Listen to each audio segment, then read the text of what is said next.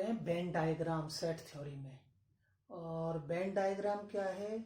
एक तरह से सेट्स को प्रेजेंट करने के लिए एक डायग्राम है, फिगर है, ठीक है। इसको सबसे पहले जॉन वेन मैथमेटिशियन थे, उन्होंने डेवलप किया, इसलिए उनके नाम से इसको कहते हैं वेन डायग्राम। किसी सेट को प्रेजेंट करने के लिए क्या है, इसमें एक दो रूल है। सबसे पहले एक यूनिवर्सल सेट को किस तरह से हम प्रेजेंट करेंगे। So what is universal set? So universal set is the biggest set. All the sets are the subset of universal set. So universal set सबसे बड़ा सेट है, ठीक है। तो all existing sets are subsets of universal set. Universal set को capital U इस तरह से डिनोट करते हैं, ठीक है। और सभी सेट्स उसके सबसेट होते हैं।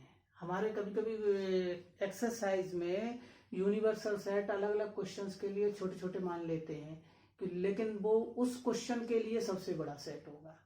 तो अपनी प्रॉब्लम सॉल्व करने के लिए छोटे छोटे यूनिवर्सल सेट मान लेते हैं। तो पर्टिकुलर प्रॉब्लम में, पर्टिकुलर क्वेश्चन में वो यूनिवर्सल सेट बड़ा होगा सबसे। लेकिन इन जनरल अगर एक ही यूनिवर्सल सेट की बात करें तो universal set is the biggest set which is the super set of all sets and all sets are subset of universal set. तो ये यूनिवर्सल सेट है। इसको हम किस तरह से डिनोट करते हैं? रेक्टेंगल से। वेन डायग्राम बनाना हो तो उसको रेक्टेंगल से शो करेंगे। Next other sets. Other sets या तो सर्किल से डिनोट करेंगे और they are denoted by ellipsis. ये इलिप्स की शेप में डिनोट कर दो, चाहे ये बनाओ ये बनाओ, इस तरह से इन दोनों से हम प्रेजेंट कर सकते हैं। अब एक दो ऑपरेशन को हम बताते हैं कि कैसे हम यूनियन और इंटरसेक्शन उनको कैसे प्रेजेंट करते हैं वेन डायग्राम से। सबसे पहले हम ले रहे हैं बच्चों ए यूनियन बी। तो ए यूनियन बी को कैसे प्रेजेंट करेंगे? सबसे पहले रेक्टेंगल बनाया, ये यूनिवर्सल सेट, ए और बी उसके सबसेट होंगे तो उसके अंदर ही होंगे। तो एक सर्कल, दो सर्कल बना दिए, एक ए हो गया एक बी हो गया। ए यूनियन बी लिखना है तो all elements of A and B, तो इसके अंदर का पूरा रीजन आएगा, ए के हो चाहे बी के हो। तो ये जो शेडेड पोर्शन है, this shaded portion is denoted as A union B. ये शेडेड पोर्शन ही हमारा क्या शो कर रहा है कि ये ए यूनियन बी है। ऐसे ही ए इंटरसेक्शन बी शो करना हो तो ए इंटरसेक्शन बी का मीनिंग क्या हो गया? इंटरसेक्शन का मीनिंग हो गया कॉमन एलिमेंट्स। तो फिर हमने यूनिवर्सल सेट बनाया रेक्टेंगल के शेप का, और ए और बी उसके अंदर आएंगे। और कॉमन केवल इतना पोर्शन है जो एक दूसरे को कट कर रहे हैं, दोनों सर्कल, यही पोर्शन कॉमन है। तो यही हमारा पोर्शन क्या शो करेगा? This is A intersection B. अब ए डैश, ए डैश होता है कंप्लीमेंट ऑफ ए सेट।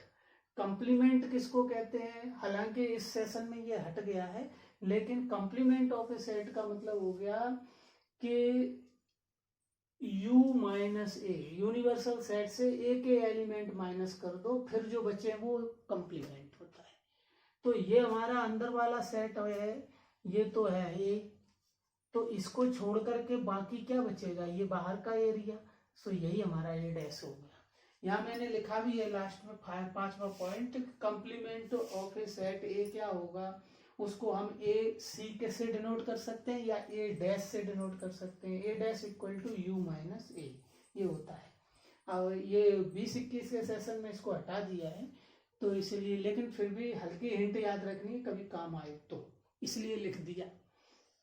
अब दूसरा है वर्ड प्रॉब्लम, इसमें आती है लैंग्वेज वाली, तो उनको सॉल्व करने के लिए भी दो फॉर्मूला है, उनको याद रखो।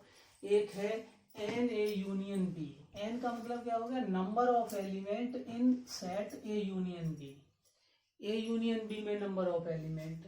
एन ए का मतलब क्या हुआ? Number of element in set A, number of element in set B.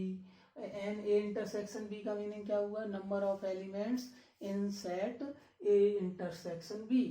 तो इनमें रिलेशन क्या है? रिलेशन ये है n A union B equal to n A plus n B minus n A intersection B. इस फॉर्मूला से चलते हैं। कैसे? ए यूनियन बी के टोटल एलिमेंट देखने हैं, तो ए के एलिमेंट ले लिए प्लस बी के ले लिए, तो 2 बार में लेने पे जो बीच वाला पोर्शन है 2 बार आ रहा है, तो इसका मतलब एक बार हटाओ, इसलिए एक बार माइनस कर दिया है, तभी तो इसके बराबर होगा जाके। तो एक फॉर्मूला आप ये याद रखेंगे कि n A union B equal to n A plus n B minus n A intersection B, ऐसे। अब एक ये है कि 3 सेट हो तब क्या होगा फॉर्मूला, तो 3 सेट के लिए भी इसी तरह लिखा जा सकता है कि n A union B union C equal to, पहले तीनों को जोड़ो, n A plus n B plus n C, फिर 2 करके माइनस करो, minus n A intersection B minus n B intersection C minus n C intersection A, और plus फिर तीनों का प्लस कर दो n A intersection B intersection C. ये 3 के लिए है, ठीक है। तो जहां 3 के लिए हो वहां ये अप्लाई करेंगे, 2 के लिए ये अप्लाई करेंगे। वर्ड प्रॉब्लम को हम इससे सॉल्व कर सकते हैं, एक क्वेश्चन वर्ड प्रॉब्लम का जरूर आता है, ठीक है। अब इसी जो ऑपरेशंस पढ़ रहे थे उनमें एक ऑपरेशन है ए माइनस बी, ये कैसे निकलेगा, तो ए माइनस बी का डेफिनेशन ये है, there is an element x such that x belongs to A but x does not belongs to B, x A को तो बिलोंग करे लेकिन बी को नहीं करे। ए माइनस बी कर रहे हैं तो बी के जो एलिमेंट कॉमन है वो माइनस हो गए, बाकी बचे हुए ए के लिखने हैं, ठीक है। तो ए के वो एलिमेंट लिखने हैं आपको जो बी में नहीं है, बी वाले तो माइनस ही हो गए, ठीक है। जैसे एग्जांपल ए दिया है 235, बी दिया है 258, ए माइनस बी करना है, इसका मतलब है ए में से बी वाले एलिमेंट माइनस कर दो, ये तो 25 यहाँ भी है यहाँ भी है, तो ये 25 तो हट गए, माइनस हो गए। अब ए के कौन से रह गया, 3 रह गया, तो वो 3 लिखा जाएगा। बी में कोई भी बचे उससे कोई मतलब नहीं, लेकिन आगे क्या है, ए के एलिमेंट लिखना है जो नहीं घट पाया, जो नहीं माइनस हो पाया, तो ए माइनस बी का मतलब हुआ कि element of A but not belongs to B, तो ये हम लिख सकते हैं, यहाँ से 3 आ गया ऐसे। अगर हम यहाँ से निकालते बच्चों बी माइनस ए तो क्या आता, बी माइनस ए, तो बी में से ए के माइनस करेंगे तो 25 यहाँ से माइनस हो गए, तो बी के अब एलिमेंट लिखे जाएंगे जो ए में नहीं है, तो यहाँ 8 आएगा, तो b माइनस 8 आया, ए माइनस बी 3 आया। तो ऐसे हम माइनस वाला ऑपरेशन कर सकते हैं, कहीं भी 1 मार्क में पूछा जाए। इसके बाद एक टर्म होता है डिसजॉइंट सेट्स, क्यों कौन से होते हैं, 2 सेट डिसजॉइंट सेट, नाम से ही क्लियर है, उनमें कोई चीज कॉमन नहीं हो तो डिसजॉइंट, यानी ए और बी 2 सेट गिवन है और उनका हम इंटरसेक्शन लें, if A intersection B equal to 5 nothing is common, दोनों ही डिफरेंट है, कुछ भी कॉमन नहीं है, तो जब ए इंटरसेक्शन बी 5 आए, कुछ भी कॉमन नहीं, then we can say both A and B are disjoint sets. तो डिसजॉइंट सेट तभी होंगे जब उनका इंटरसेक्शन 5 आए, यानी नथिंग इज कॉमन। और कंप्लीमेंट ऑफ ए सेट ये हमने बताया ही है कि ए डैश से शो करेंगे या ए सी से करेंगे, यानी ए डैश बराबर यू माइनस ए से निकलेगा। एक एग्जाम्पल लेते हैं, ये वर्ड प्रॉब्लम को हम बता रहे थे कि इनसे सॉल्व हो जाता है, कैसे करते हैं। मान लीजिए कोई प्रॉब्लम है हमारे पास, वर्ड प्रॉब्लम है इस तरह से कि इंग्लिश लैंग्वेज, एक कम्युनिटी में इंग्लिश लैंग्वेज बोलने वाले पीपल हैं 21, हिंदी लैंग्वेज बोलने वाले पीपल हैं 32, तो हम इसको सेट से शो कर रहे हैं एन इक्वल टू 21, यानी इंग्लिश वाले सेट में कितने एलिमेंट हैं 21, हिंदी बोलने वाले कितने हैं 32, एन एच हो गया, और इंग्लिश हिंदी दोनों बोलने वाले कॉमन एलिमेंट वो है 11। तो ये बताइए find n E union H, मतलब इंग्लिश या हिंदी कोई भी बोलते हो टोटल कितने लोग हैं, ठीक है।